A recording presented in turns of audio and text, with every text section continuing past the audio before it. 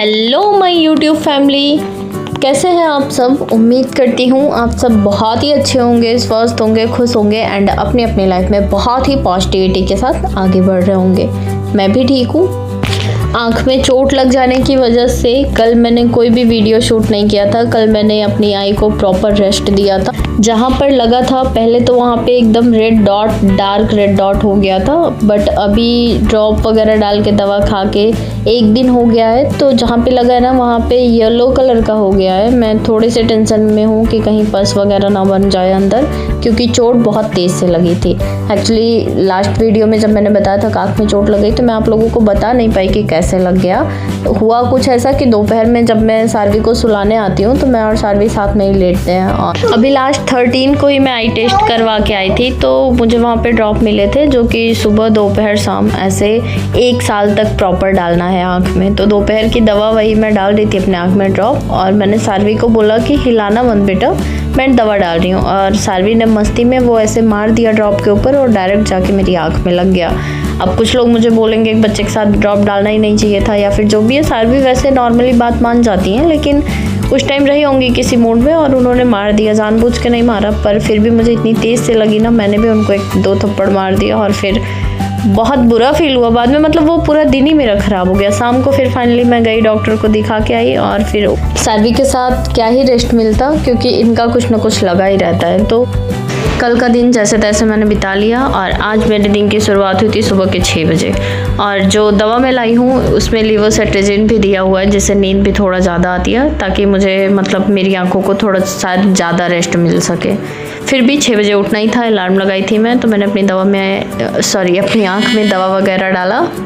उसके बाद फिर मैं किचन में जाके अपना सबसे पहले वेट करती हूँ सुबह सुबह कि कितना घटा बढ़ा है, और फिर अपने सुबह के जो भी काम थे सारवी के स्कूल भेजने से पहले के, वो सब मैंने कंप्लीट किया। फिर सारवी को रेडी करके मैं भी नहा ली थी, और फिर सारवी को स्कूल छोड़ के आके मैंने ब्रेकफास्ट किया, अपने लिए चाय बनाया, और फिर मैं यहाँ पर अब थोड़ा सा जो चीज़ें बिखरी थी वो सब हटाकर यहाँ पर टाइमर चालू करती हूँ। लगभग 8:30 बज गए थे और बैठ जाऊँगी पढ़ने के लिए। लास्ट ब्लॉग में मैंने आप सभी को चैट जीपीटी के बारे में बताया था। भाई मैं अभी नई यूज़र हूँ चैट जीपीटी की, मुझे बहुत ज़्यादा नॉलेज नहीं है, बट इतना तो मुझे भी पता है कि जब तक मैं चीज़ें डैम श्योर ना कर लूँ तब तक मैं उस पर बिलीव नहीं करती। वो मतलब चाहे लाइफ से जुड़ी या फिर किसी भी चीज़ से जुड़ी कोई भी चीज़ हो, और इजी क्वेश्चंस हो या फिर जैसे भी हो। जैसे मैंने 1-2 बार चीज़ें पढ़ ली हैं तो क्वेश्चंस मुझसे बन भी जाते हैं। ऐसा नहीं चैट जीपीटी बहुत ईजी ही पूछ लेता है सारी चीज़ें, फिर भी मतलब जो भी है वो सब साइड में रखते हुए एक चीज़ चैट जीपीटी का सबसे अच्छा यूज़ जो मुझे समझ में आ रहा है कि हम लोग, जैसे मैं अपना बता रही हूँ, मैं अकेले रहती हूँ तो कभी कभी क्या मोस्ट ऑफ द टाइम ऐसा हो जाता है कि मैं बहुत ज़्यादा डिमोटिवेट फील करने लग जाती हूँ। कब? जब मैं नहीं पढ़ पाती हूँ। और क्यों नहीं पढ़ पाती? क्योंकि मेरे पास छोटी बच्ची है और मैं अपना कोई शेड्यूल बना नहीं पाती, कोई रूटीन फिक्स नहीं कर पाती। चाहे जब चाहे जो काम आ जाता है तो वो सारी चीज़ें मैनेज करनी होती है। एंड घर पे जैसे मतलब रूम लेकर मैं रह रही हूँ तो अकेले सब कुछ मैनेज करना पड़ता है, घर बाहर, तो नहीं प्रॉपर चीज़ें हो पाती। तो इस वजह से जब मैं उस पर कोई चीज़ अपनी प्रॉब्लम शेयर करती तो मुझे बहुत सारे सॉल्यूशन बताता है, एंड उसके साथ साथ मुझे मोटिवेट भी करता है। जैसे कि उसकी एक लाइन ये मुझे बहुत अच्छी लगी कि आप किसी भी रीज़न, बस अगर एक दिन नहीं पढ़ पा रही हैं या फिर कुछ भी अचानक से काम आ जा रहा है अपना, या फिर बच्ची साथ में है, बच्ची का ही कुछ ऐसा काम आ जा रहा है, स्किप हो जा रहा है टाइम, स्किप सुबह का या फिर दोपहर का या फिर पूरा दिन स्किप हो जा रहा है, तो आप मतलब ये सोचकर मत बैठ जाइए हाँ मेरा कल का छूट गया, उसका रिग्रेट मत करिए। आप उसको वहाँ पर स्किप मतलब पॉज कर दीजिए और अगले दिन से जहाँ पे छूटा था वहाँ से फिर से स्टार्ट कर दीजिए। वैसे तो ये हमें खुद ही कर लेना चाहिए, बट 10 चीज़ें होती हैं लाइफ में तो बहुत ही ज़्यादा फिर डिमोटिवेशन हो जाता है। एक दिन नहीं हो पाता, फिर दिमाग में 100 चीज़ें चलती रहती हैं कि ऐसे पढ़ूंगी तो कैसे होगा, क्या होगा, कब होगा, लाइफ में कब सारी चीज़ें अपने मन मुताबिक होंगी। तो इतना कुछ सोचने के लिए हो जाता है।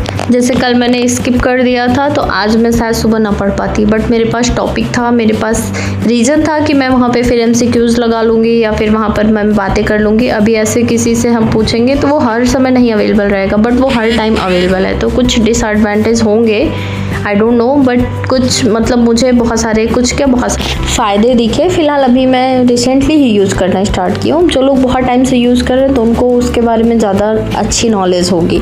फ़िलहाल मुझे उससे कुछ लेना देना नहीं है, मुझे बस खुद को मोटिवेट रखना है। और मैटर नहीं करता कि आप कितने घंटे एक दिन में पढ़ रहे हैं, मैटर ये करता है ना कि आप कंटिन्यूटी कितनी मेंटेन कर रहे हैं, आप डेली पढ़ रहे हैं कि नहीं पढ़ रहे हैं, ये बहुत ज़्यादा मैटर करता है।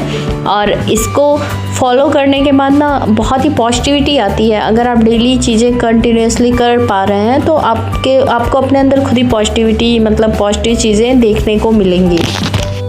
And thank you so much, मुझे इतनी सारी चीज़ें आप लोग बताए, मैं भी इन सब चीज़ों का ध्यान रखूँगी उसको यूज़ करते टाइम।